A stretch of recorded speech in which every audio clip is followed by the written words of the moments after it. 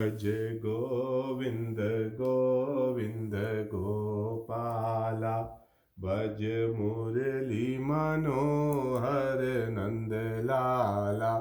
भज गोविंद गोविंद गोपाला, भज मुरली मनोहर नंद लाला।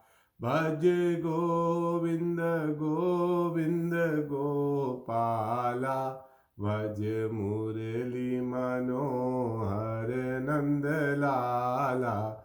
जय गोविंद गोविंद गोपाला, जय गोविंद गोविंद गोपाला। बोलिए श्री वृंदावन बिहारी लाल की जय। भक्तवत्सल भगवान की जय। मेरे गोविंद की जय। मेरे केशव की जय।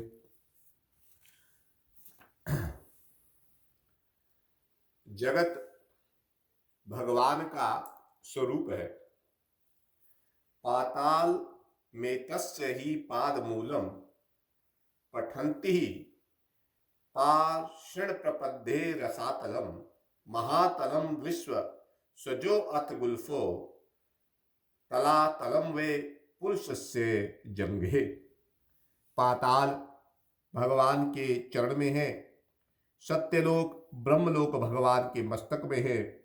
सभी के आधार भगवान है, इसलिए जगत प्रभु का ही स्वरूप है। जगत को भगवान से अलग मत करो। साधारण मानव जगत और ईश्वर दोनों को अलग समझता है, इसी से उनका मन बिगड़ता है। जो जगत को भगवान के साथ में देखता है, उसका मन शुद्ध होने लगता है। मन शुद्ध होने पर चतुर्भुज नारायण का ध्यान करने की आज्ञा दी है। भगवान का श्रीअंग मेघ के जैसा श्याम है। भगवान के श्रीअंग में मल नहीं है, मूत्र नहीं है, रुधिर नहीं है, हड्डी नहीं है। भगवान का श्रीअंग आनंद से भरा हुआ है। आनंद ही भगवान है। सुंदर पीतांबर पहना है, हाथ में शंख चक्र गदा और पद्म है। भगवान की आंखों में प्रेम है।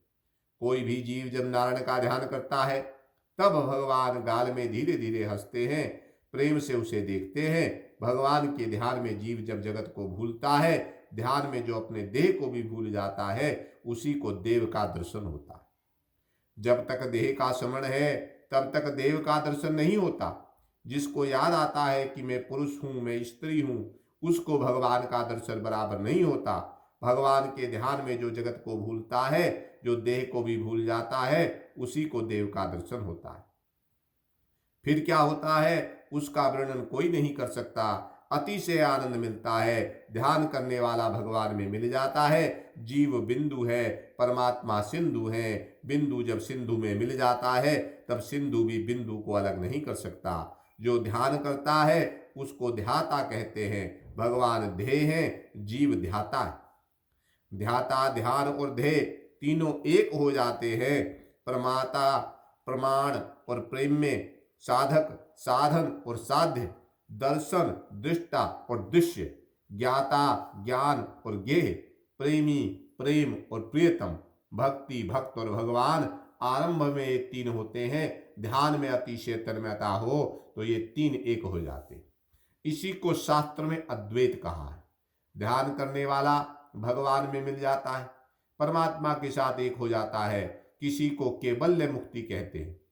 जो बिंदु सिंधु में मिल गया है, उस बिंदु को सिंधु भी अलग नहीं कर सकता। जीव बिंदु है, परमात्मा सिंधु है। ध्यान में जीव जब ईश्वर में मिल जाता है, तब भगवान भी जीव को अलग नहीं कर सकते। इसी को केवल्य मुक्ति भी कहते हैं। भगवान श्री शंकराचार्य स्वामी के पीछे जो वैष्णवाचार्य हुए हैं, भगवान श्री रामानुजाचार्य स्वामी, भगवान श्री मध्वाचार्य स्वामी, भगवान श्री महाप्रभु जी आदि आचार्यों ने अद्वैत तो माना है, वैष्णवाचार्य द्वैत के साथ अद्वैत मानते हैं। कोई विशिष्ट द्वैत मानते हैं, कोई शुद्ध द्वैत मानते हैं, कोई द्वैताद्वैत मानते हैं। भागवत में खंडन नहीं है, कभी खंडन करना भी नहीं। खंडन करने से मन बिगड़ जाता है, खंडन करने से बैर उत्पन्न होता है। भागवत में मंडन है, कहीं कहीं शब्दों में थोड़ा भेद है, किंतु तत्व एक ही है। वैष्णवाचार्य अद्वैत तो मानते हैं, द्वैत के साथ अद्वैत मानते हैं। वैष्णवाचार्यों ने यह सिद्धांत समझाने के लिए एक सुंदर दृष्टांत दिया। जो मीन जल में डूबा हुआ है उसको गर्मी का त्रास नहीं होता, जो जल में डूबा है उसको ठंडक है, शांति है। किंतु जल में डूबा हुआ मीन पानी नहीं पी सकता है, वह जल से बाहर निकलता है, पुनः अंदर जाता है, तब जलपान करता है। वैष्णव ब्रह्म रस का अनुभव करते हैं। रसो वेहसाह, वेदों में ऐसा वर्णन आया है कि ब्रह्म रस में है, ज्ञानी पुरुष ब्रह्म रस में डूब जाते हैं। अच्छा, किंतु भक्त भगवान के रसात्मक स्वरूप का अनुभव करते हैं। जल में डूबा हुआ मीन जिस प्रकार जल नहीं पी सकता, उसी प्रकार ब्रह्म रस में जो डूब गया वह ब्रह्म रस का पान नहीं कर सकता। वैष्णव प्रेम से तो भगवान के साथ एक ही होते हैं, किंतु एक होने पर भी भगवान से अलग रहते हैं, सेवा करते हैं। उनको भक्ति में ही आनंद आता है, पूर्ण अद्वैत भक्ति नहीं होती। भक्त्यात् कलिपतम द्वैताम अद्वैतापि सुंदरम अद्वैतम सुख भोग्या द्वैतम भजन हेतवे तादृशी यदि भक्ति सयात सातु मुक्तिम शताधिका। वेदांत के ग्रंथों में ज्ञान से अद्वैत सिद्ध किया है और वैष्णव शास्त्रों में प्रेम से अद्वैत का माना है। भक्त और भगवान अंदर से तो एक ही होते हैं, एक होने पर भी भक्त भगवान से अलग होकर सेवा करते हैं। भक्तों को भगवान की भक्ति में ही आनंद आता है। ऐसे भक्त गोलोक धाम में जाते हैं, भगवान के साथ खेलते हैं। गोलोक धाम में काल को भी कभी प्रवेश मिलता ही नहीं, काल कभी आता ही नहीं। बहुत से भक्तों की ऐसी इच्छा होती है कि मैं भगवान का दास बनूं। ये शरीर जो मल मूत्र से भरा हुआ है, ये भगवान की दास्य भक्ति करने लायक नहीं है। अतः वे भगवान के जैसा दिव्य स्वरूप धारण करते हैं, जिसमें मल नहीं, मूत्र नहीं। ऐसे भगवान के भक्त बैकुंठ धाम में भगवान की नित्य सेवा में, नित्य लीला में जाते हैं। वैष्णव प्रेम से भगवान के साथ एक रूप होने पर भी भक्ति करने के लिए, सेवा करने के लिए थोड़े अलग दिखते हैं।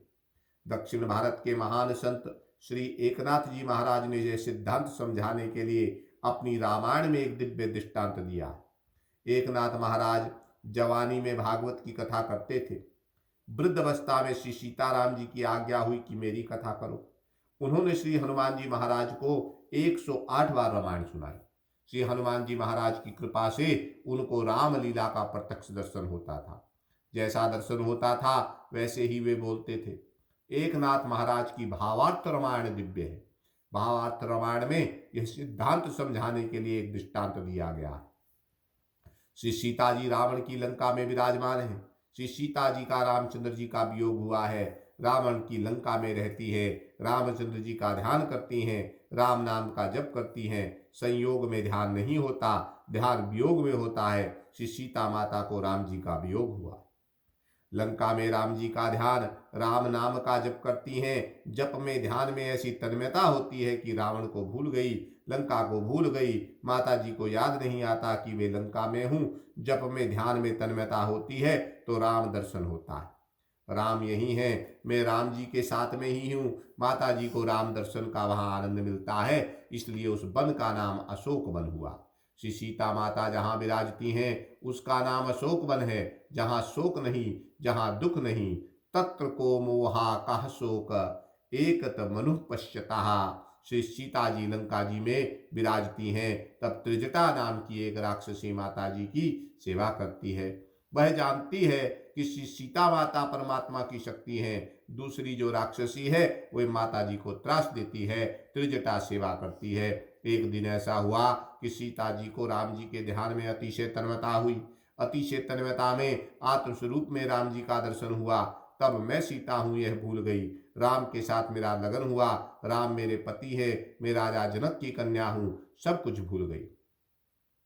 3 घंटे 4 घंटे के बाद माता जी समाधि से बाहर हुई तो थोड़ी उदास हो गई। त्रिजटा ने पूछा, माँ क्या हुआ, आज उदास क्यों हो? सीता जी ने कहा, एक बार मैंने कथा में ऐसा सुना था कि भंवरा एक कीड़े को पकड़कर अपने घर में रखता है, उसको मारता नहीं, काटता नहीं है। भंवरे के घर में कीड़ा रहता है, वे कीड़ा भंवरे का चिंतन करता है। भंवरा आएगा, मुझे काटेगा। सतत भंवरे का चिंतन करता हुआ कीड़ा एक दिन भंवरा बन जाता है। संस्कृत भाषा में इसी को कीट भ्रमर न्याय कहते हैं। एक कीड़ा भंवरे का ध्यान करता हुआ भंवरा हो जाता है। राम जी के वियोग में मैं सतत राम जी का ध्यान करती हुई अगर मैं राम हो जाऊं तो आज तो अंदर राम का दर्शन हुआ, ऐसी तन्मयता हुई कि मैं सीता हूं यह भूल गई। ऐसे में अगर मैं राम हो जाऊं तो त्रिजटा ने कहा, यह तो बहुत अच्छा है, आप राम हो जाओ तो कभी रोने का प्रसंग आएगा ही नहीं। आप राम हो जाओ तो आप ही रावण को मार दोगी। सीता ने कहा, राम होना तुम्हें अच्छा लगता होगा, मैं तुम्हें सत्य कहती हूँ, राम सेवा में जो आनंद मिलता है वैसा आनंद तो राम होने में भी नहीं है। प्रभु के चरण गोद में लेकर के मैं धीरे धीरे सेवा करूं और वे मुझे प्रेम से देखते रहें। राम सेवा में जो आनंद मिलता है वैसा आनंद तो राम होने में भी नहीं है। मुझे राम होना नहीं है, मुझे राम सेवा ही करनी है। मेरे राम किसी स्त्री को स्पर्श नहीं करते, स्त्री को आंख ऊंची करके देखते नहीं है। मैं राम हो जाऊं तो मेरे राम की सेवा कौन करेगा। मुझे राम होना नहीं है, मुझे सीता ही बने रहना है। मुझे भय यह लगता है कि राम के वियोग में सतत राम का ध्यान करने से सीता मिट करके मैं राम हो जाऊं। जिस प्रकार कीड़ा भंवरा बन जाता है तो राम की सेवा कौन करेगा। सीता राम जी की जोड़ी जगत में नहीं रहेगी। त्रिजटा ने कहा, माता जी आप चिंता ना करो, आप राम जी का ध्यान करती हुई सीता में मिटकर राम हो जाओगी तो राम सीता जी के ध्यान में सीता बनकर आपकी सेवा करने के लिए आएंगे। सीता राम की जोड़ी जगत में कायम रहेगी। राम वियोग में सीता जी राम हो जाएंगी। यही ज्ञानी पुरुषों की केवल्य मुक्ति। कभी कभी भगवान अपने भक्तों के साथ खेलते हैं। भगवान को भक्तों की सेवा करने में आनंद आता है। वैष्णव को जो मुक्ति मिलती है उसका नाम भागवती मुक्ति है। वैष्णव भगवान के धाम में जाते हैं, नित्य सेवा में, नित्य लीलाओं में जाते हैं। कोई भी मुक्ति प्राप्त करने की इच्छा हो तो धीरे धीरे संयम को बढ़ाओ। जिसको संसार का कोई भी सुख मीठा लगता है वह ज्ञान में, भक्ति में आगे नहीं बढ़ सकता। संसार का सभी सुख जिसको दुख रूप लगता है उसी को भक्ति का आनंद मिलता है। संसार का सभी सुख सभी को एक शरीक ही नहीं मिलता है। मानव को मिठाई खाने में मजा आता है, वही मजा घास खाने में पशु को आता है। जीव का सुख मानव और पशु का एक सरीके का ही होता है। इंद्रिय सुख में कुछ भी अंतर नहीं होता। इंद्रियों का सुख मानव और पशु पक्षियों को सभी को एक सरीक ही मिलता है। श्रीमान को बंगले में जो सुख मिलता है वैसा सुख पशु भी भोगते हैं। धीरे धीरे संयम को बढ़ाओ, भक्ति को बढ़ाओ, प्रत्येक इंद्री से भक्ति करो। मानव जिस इंद्री से भक्ति नहीं करता उस इंद्री से पाप होने लगते हैं। आंख से भक्ति करो, कान से भक्ति करो, जीभ से भक्ति करो, मन से भक्ति करो, फिर देखो कैसा आनंद आता है। पाप करने के लिए भगवान ने आंख नहीं दी है, झूठ बोलने के लिए, निंदा करने के लिए जीभ नहीं दी है। विवेक से व्यवहार करो, खराब विचार करने के लिए मन नहीं दिया। विवेक से व्यवहार का काम करता हुआ मानव प्रत्येक इंद्री से भक्ति कर सकता है।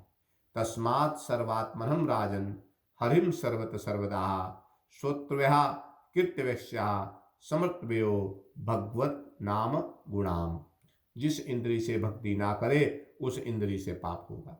जिस इंद्री से मानव भक्ति नहीं करता है उस इंद्रिय से काम अंदर घुस जाता है। प्रत्येक इंद्री से भक्ति करो। भगवान का एक नाम है ऋषिकेश। ऋषिकेश का अर्थ होता है इंद्री। प्रत्येक इंद्री के स्वामी भगवान है। आंख का लगन भगवान के साथ हो, मन का लगन भगवान के साथ हो। प्रत्येक इंद्री को भक्ति के रस में सरोवर कर दो तो मरने से पहले ही मुक्ति का आनंद मिलेगा। मरने के बाद जिसे मुक्ति मिली हो तो वह क्या कहने के लिए आता है कि मुझे मुक्ति मिली है। जिसको मरने से प्रथम मुक्ति मिलती है उसकी को मरने के बाद भी मुक्ति का आनंद मिलता है। जो प्रत्येक इंद्री से भक्ति करता हुआ देह को, जगत को भूल जाता है उसका मरण मंगलमय होता है। 3 अध्यायों की कथा करने के बाद चौथे अध्याय में सुखदेव जी महाराज ने मंगलाचरण किया। नियम तो ऐसा है कि वक्ता कथा के आरंभ में मंगलाचरण करे। 3 अध्याय तक सुखदेव जी महाराज को स्मरण नहीं आता कि मैं कथा कर रहा हूं। श्री कृष्ण दर्शन स्मरण में ऐसे तन्मय हो गए। वक्ता जब अपने स्वरूप को भूल जाता है तब वक्ता के मुख से भगवान कथा कहते हैं। 3 अध्याय की कथा कहने के बाद सुखदेव जी महाराज को कुछ देर भान हुआ। मैं कहाँ बैठा हूँ? गंगा माँ का दर्शन हुआ, गंगा किनारे बैठा हूँ। बड़े बड़े ऋषि मेरी कथा सुनने के लिए बैठे हैं। सुखदेव जी महाराज कथा करते हैं। तब उनकी कथा में सुखदेव जी के पूज्य पिता श्री व्यास जी महाराज कथा सुनने के लिए बैठे हैं। सुखदेव जी महाराज ने फिर मंगलाचरण किया। यत कीर्तनम यत स्मरणम यदीक्षणम यदान्तदनं यच्छरणं यदहरणं लोकस्य साधो विधुनोति कल्मषं तस्मै सुभद्रशवसे नमो नमः। तस्मै सुभद्रशवसे नमो नमः। तपस्विनो दानपरायशस्विनो मनस्विनो मंत्रविदासु मंगला क्षेमाना विदन्ति विनायदपर्णं तस्मै सुभद्रशवसे नमो नमः। भगवान का सब कुछ मंगलमय है। भगवान को काम का स्पर्श नहीं होता, इसलिए भगवान का सब कुछ मंगल है। संसार अमंगल है। संसार में जहाँ देखो काम का ही राज है। जिसको काम का स्पर्श है उसका सब कुछ अमंगल है। काम ही संसार है। काम नहीं है तो संसार नहीं है। संसार काम में है, इसलिए संसार को अमंगल माना है। भगवान को काम का स्पर्श नहीं होता है। भगवान का स्मरण मंगल है। भगवान का दर्शन मंगल है। भगवान का पूजन मंगल है। मानव का सब कुछ अमंगल है। मानव की आंखों में काम है। मानव के मन में काम घर करके बैठा है। जो काम के अधीन है उसका सब कुछ मंगल है। जिसको कभी काम का स्पर्श नहीं होता है उसका सब कुछ मंगल है। मेरे भगवान निष्काम है, मंगलमय है। मंगलमय नारायण के चरणों में मैं वंदन करता हूं।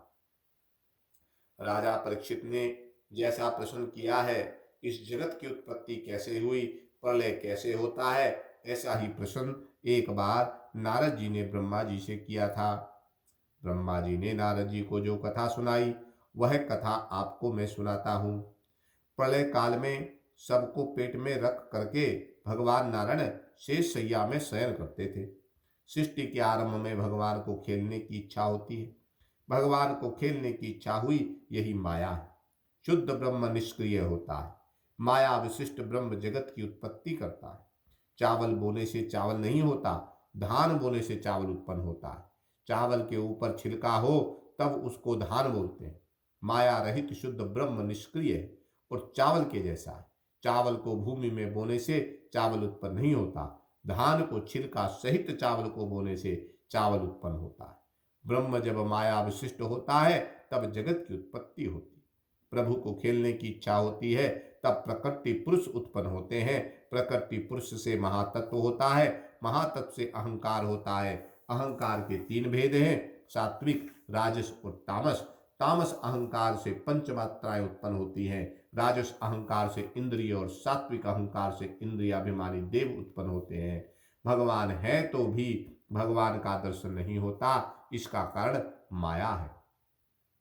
आत्म मायामृते राजन पर सायुना भवात्मनः ना घटे तात संबंधा स्वपन दृष्टि वंचसः। माया को समझाने के लिए भागवत में स्वपन का अनेक बार दृष्टांत दिया है। अंधकार में रस्सी पड़ी है, रस्सी नहीं दिखती है। सांप का भास होता है, सांप नहीं है तो भी दिखता है। रस्सी है तो भी रस्सी नहीं दिखती। इसका कारण क्या है? अंधकार कारण है। अंधकार होने से वहां सांप दिखता है। तत्व दृष्टि से जगत नहीं है तो भी जगत दिखता है। भगवान है तो भी भगवान नहीं दिखते, इसका कारण माया है। स्वप्न में बहुत कुछ दिखता है। स्वप्न देखने वाला जो है वही सत्य है। स्वप्न में जो कुछ दिखता है वही सब मिथ्या है। किसी ने स्वप्न में देखा मुझे लाख रुपए मिले, सुख होता है, मैं श्रीमान हो गया। किसी ने स्वप्न में देखा मेरे पीछे बाघ पड़ा है, मुझे मारने के लिए आता है। स्वप्न का बाघ सत्य नहीं है तो भी भय लगता है। स्वप्न का बाद जिस प्रकार दुख देता है, स्वप्न में लाख रुपया मिलने पर जिस प्रकार सुख होता है, स्वप्न सत्य नहीं है तो भी स्वप्न सुख दुख देता है। माया सत्य नहीं है, माया सुख देती है, दुख देती है। स्वप्न देखने वाला सत्य है, स्वप्न के सभी दृश्य पदार्थ मिथ्या है। स्वप्न किसको दिखता है? जो सोया हुआ है, जो जागता है उसको कभी स्वप्न नहीं दिखता। जागने वाले को भगवान मिलते हैं, जो सोया है उसे संसार मिलेगा। संसार का कोई भी सुख मानव को मीठा लगता है तब तक मानव सोया रहता है। संसार का सभी सुख जब तुच्छ लगता है तभी वह जागता है। जानऊ तबहि जीव जग जागा, जब सब विषय विलास विरागा। जानऊ तबहि जीव जग जागा, जब सब विषय विलास विरागा। संसार का सुख जिसको मीठा लगता है उसको संसार मिलता है। संसार का सभी सुख जिसको तुच्छ लगता है उसी को भगवान का दर्शन होता है। स्वप्न के दृश्य पदार्थों का दृष्टा के साथ संबंध नहीं होता है। स्वप्न देखने वाला तो घर में है। राजा ने प्रश्न किया, माया का जीव के साथ संबंध कब हुआ, कैसे हुआ? सुखदेव जी कहते हैं, राजन, यह प्रश्न बराबर नहीं है। माया सत्य नहीं है, माया का जीव के साथ संबंध भी सत्य नहीं है। जिस प्रकार खोटा स्वप्न सुख दुख देता है, वैसे ही खोटी माया भी सुख दुख देती रहती है। माया का आदि नहीं है, अंत है। यूपी में रहने वाले किसी भाई को आप पूछो, आपको कन्नड़ भाषा आती है? वो कहेंगे, मुझे कन्नाड़ी नहीं भाषा नहीं आती। उससे प्रश्न करो, कन्नाड़ी भाषा का ज्ञान आपको कब से है? वह कह सकता है कि 10 वर्ष या 20 वर्ष से है। वह कहेगा कि मेरा जन्म इधर यूपी में हुआ, मैं कन्नड़ भाषा नहीं जानता, जन्म से नहीं जानता। उससे फिर पूछो, उसका जन्म नहीं हुआ था तब उसको कन्नड़ भाषा आती थी। कन्नड़ भाषा का ज्ञान कब से हुआ, क्यों हुआ, इसका जवाब कोई नहीं दे सकता। अज्ञान अनादि है। यूपी का मानव कर्नाटक में 2-4 वर्ष तक जाकर रहे तो उसे कन्नड़ का ज्ञान होता है।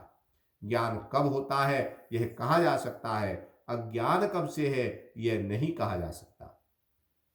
अज्ञान अनादि है, माया अनादि है। माया मारती है, माया दुख देती है। जो गाफिल रहता है माया उसी को दुख देती है। सावधान को माया दुख नहीं देती। जो भगवान के सम्मुख है वही सावधान है, जो भगवान को भूल गया वही गाफिल है।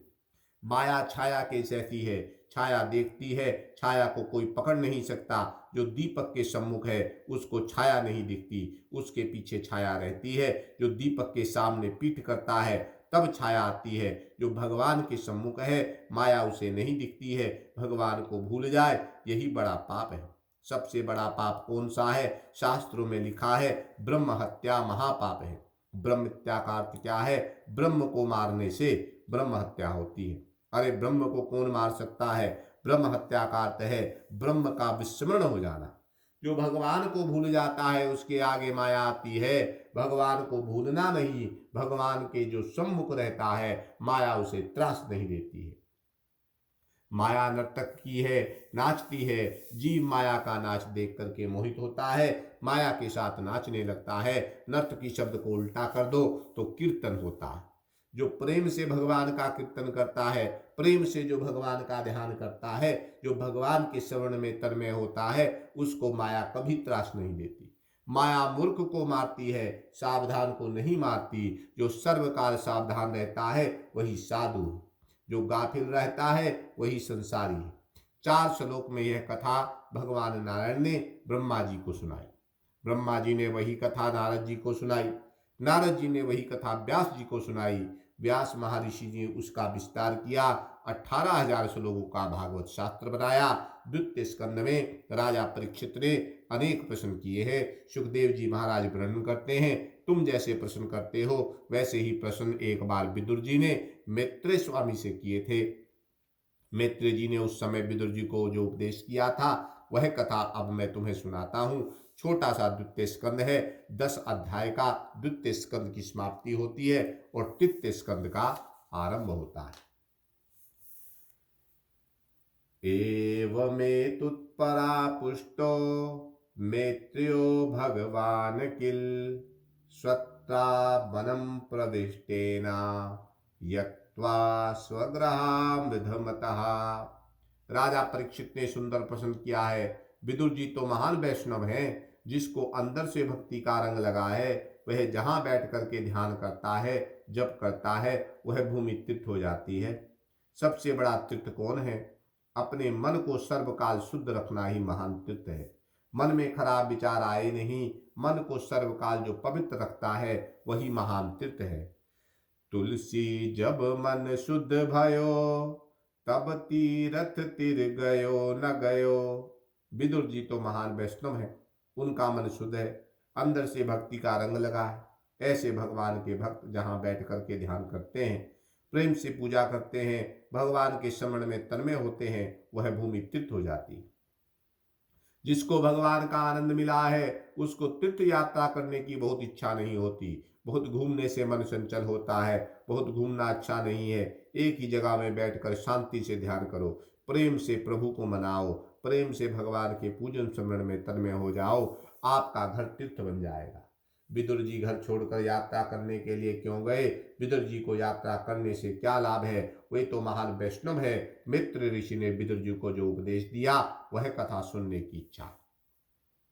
सुखदेव जी महाराज वर्णन करते हैं, राजन, विदुर जी को घर छोड़ने की इच्छा तो नहीं थी। घर में एक ऐसा प्रसंग हो गया कि विदुर जी को घर छोड़ना पड़ा। धृतराष्ट्र ने पांडवों के साथ बहुत अन्याय किया था। पांडवों को लाक्ष ग्रह में जलाने का प्रयत्न किया।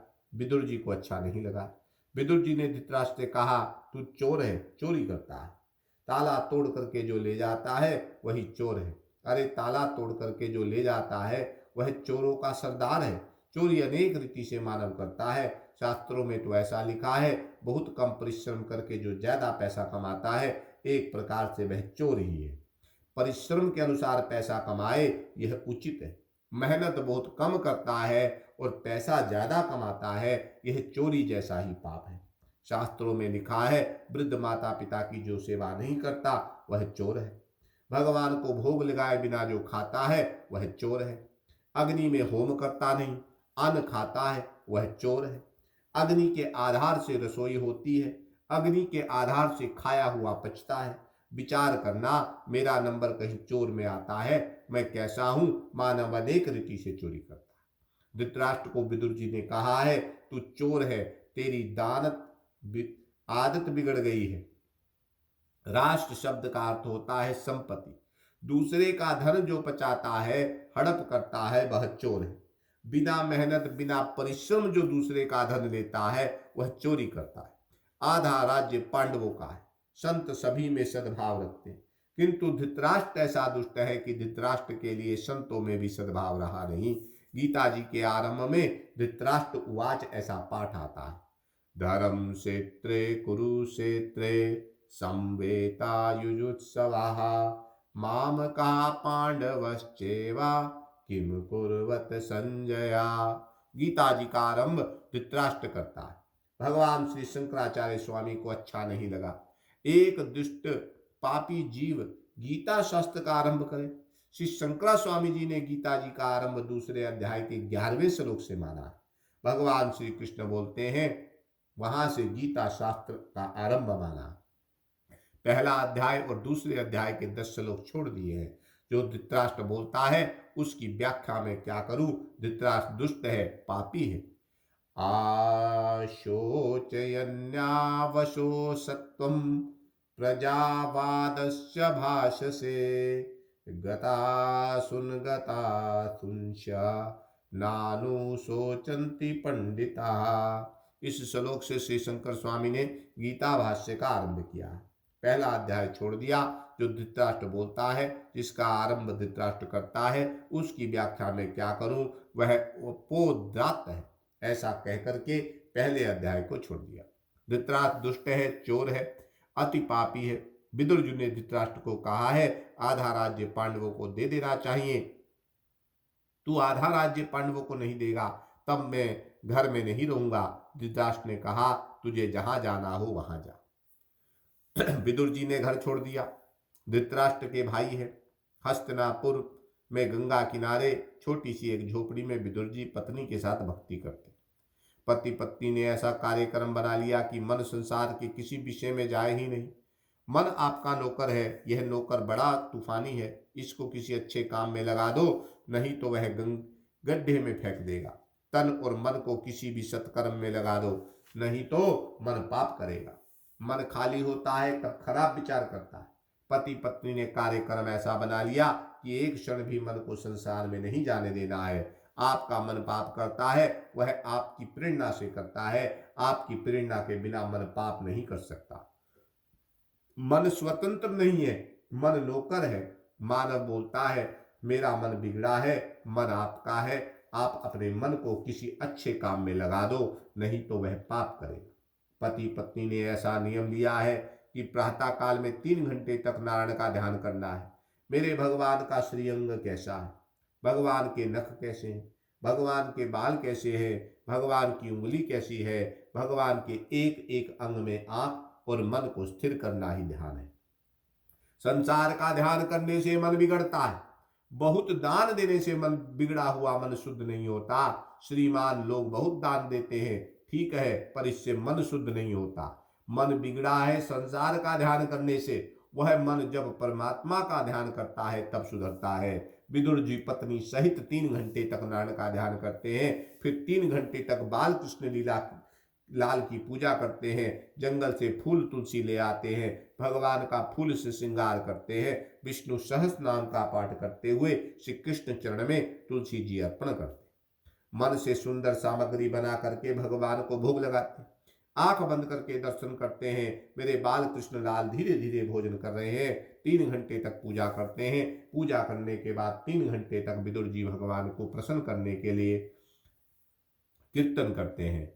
हरे राम राम राम हरे हरे, हरे कृष्ण कृष्ण कृष्ण हरे हरे। कीर्तन होने के बाद भगवान के सम्मुख विदुर जी कथा करते हैं। भगवान की कथा भगवान को सुनाते हैं। मेरे भगवान श्रोता है और मैं वक्ता हूँ। भगवान के सम्मुख कथा करते हैं। कथा कीर्तन पूजा जप ध्यान दिन भर सत्कर्म करते हैं। मन को पाप करने का समय ही नहीं मिलता। मानव जब मन को पाप करने का अवसर देता है तभी पाप होता है। 1 मिनट भी मन को पाप करने का अवसर देना ही नहीं। एक बार मन को पाप करने की आप छूट देंगे, मन फिर मांगेगा, फिर तो मन को पाप करने में मजा आएगा। मन में पाप घर करेगा, फिर पाप नहीं छूटेगा। अपने मन को आपको ही संभालना है। पति पत्नी ने कार्यक्रम ऐसा बना लिया कि 1 मिनट भी मन को संसार में नहीं जाने देना है। पांडव मन में भक्ति करते हैं। विदुर जी हस्तिनापुर में गंगा के किनारे झोपड़ी में रहकर भक्ति करते हैं। धृतराष्ट्र ने जब सुना कि मेरा भाई विदुर गंगा किनारे रह रहा है, घर से 1 पैसा भी उसके लिए नहीं है, अगर वह भीख मांगने को जाए तो जगत में मेरी अपकीर्ति होगी, मेरा भाई है, गाड़ी में सब कुछ भरा और धृतराष्ट्र ने सेवकों को आज्ञा दी, विदुर को अन्न दे आओ, वस्तु दो, कपड़ा दो, उसको अड़चन पड़े नहीं, वह मेरा भाई है। धृतराष्ट्र के सेवक जब गाड़ी में भर कर ले आए, विदुर ने कहा आपके भाई ने यह सब कुछ दिया है। विदुर जी को पापी धृतराष्ट्र का अन्न लेने की इच्छा नहीं है। पत्नी की परीक्षा की। पत्नी से कहते हैं मेरे भाई ने भेजा है, घर में रखो। पत्नी ने कहा ये अन्न पेट में जाएगा तो मन बिगड़ जाएगा, भक्ति नहीं होगी। हम घर छोड़ करके गंगा किनारे भक्ति करने के लिए आए हैं। आज तक बहुत खाया, खाने से कहाँ शांति मिली है। गंगा किनारे हम खाने के लिए नहीं आए, भक्ति करने के लिए आए। कितने लोग घर छोड़कर गंगा किनारे भक्ति करने के लिए तो जाते हैं, वहां जाने पर उन्हें घर बहुत याद आता है। घर को पत्र लिखते हैं, 1 अचार की बरनी भेज देना। अरे तुम्हें अचार खाना तो घर छोड़ करके यहाँ आए कहाँ हो। जिसको सादा भोजन भाता है वही भक्ति कर सकता है। विदुर जी को पत्नी ने कहा ये अन्न पेट में जाएगा तो मन बिगड़ेगा। विदुर जी पत्नी को समझाते हैं कि भोजन करना भी भक्ति है, भोजन ना करने से शरीर दुर्बल हो जाएगा, भक्ति नहीं होगी। भगवान को भोग लगाएंगे, भोजन करेंगे, क्या हर्ज है। विदुर पत्नी ने कहा यह अन्न पेट में जाएगा तो मन बहुत बिगड़ेगा। अन्न दोष भक्ति में विघ्न करता है, अन्न दोष मन को बहुत बिगाड़ता है।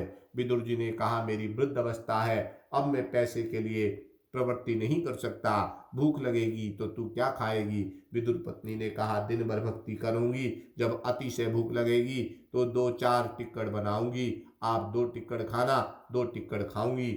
आज तक तो बहुत खा लिया, अतिशय भूख लगती है तब जो कुछ मिलता है वह अमृत से भी मधुर लगता है। दिन भर भक्ति करेंगे, 2 टिक्कड़ आप खाओ, 2 टिक्कड़ मैं खाऊं। गंगा किनारे तिन्ना जी की भाजी होती है, वह ले आएंगे, भगवान को भोग लगाएंगे। जिसको सादा भोजन भाता है उसी को भक्ति का आनंद मिलता है।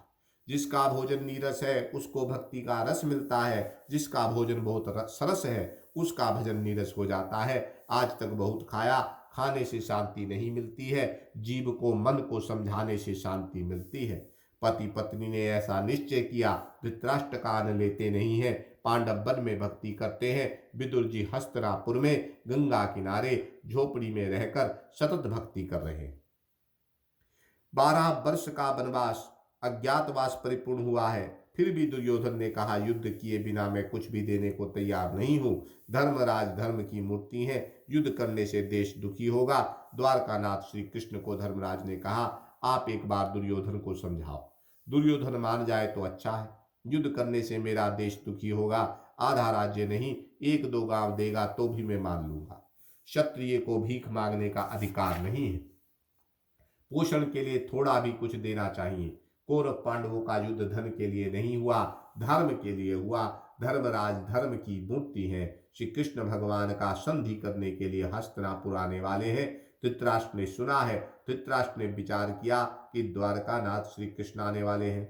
मैंने ऐसा सुना है कि श्री कृष्ण राजाधिराज हैं, द्वारका में 56 भोग का रोज भोजन करते हैं। मैं श्री कृष्ण का स्वागत अच्छी तरह से करूंगा, ऐसा स्वागत करूंगा कि वे प्रसन्न हो जाएं। प्रसन्न होने पर उनको मैं समझाऊंगा, 2 भाइयों का झगड़ा है, आप कोई झगड़े में पड़ने की क्या जरूरत है। श्री कृष्ण को समझा करके अपने पक्ष में खींच लूंगा। धृतराष्ट्र ने हुक्म किया, 56 भोग की सामग्री बनती है।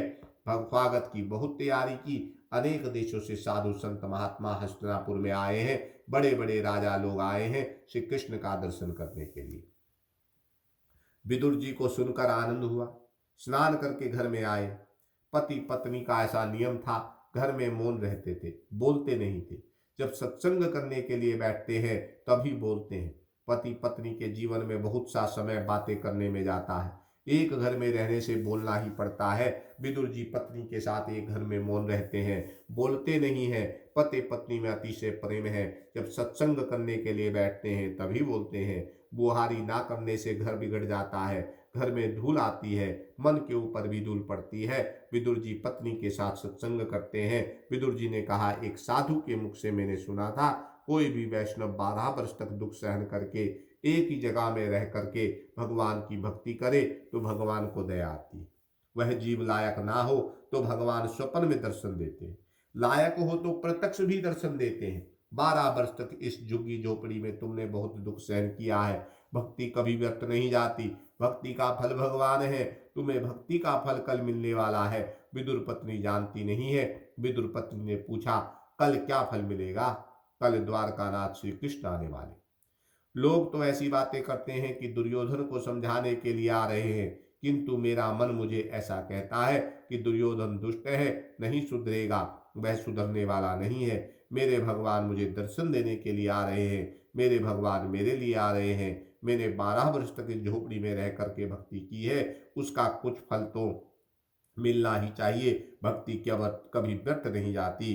कल द्वारकानाथ का दर्शन होगा। ज्ञान करके विदुर पत्नी को आनंद हुआ, आंख गीली होती है, भगवान का दर्शन होगा। इधर 2-3 दिन से मुझे अच्छे अच्छे स्वप्न हो रहे हैं। परसों मैंने स्वप्न में देखा था कि मैं द्वारका में गई हूँ, मेरे मालिक स्वर्ण सिंहासन पर विराजमान है, अतिशय भीड़ हुई है, भीड़ में यह जीव भी गया है, मैं तो बहुत दूर खड़ी हुई। मैं द्वारकानाथ का दर्शन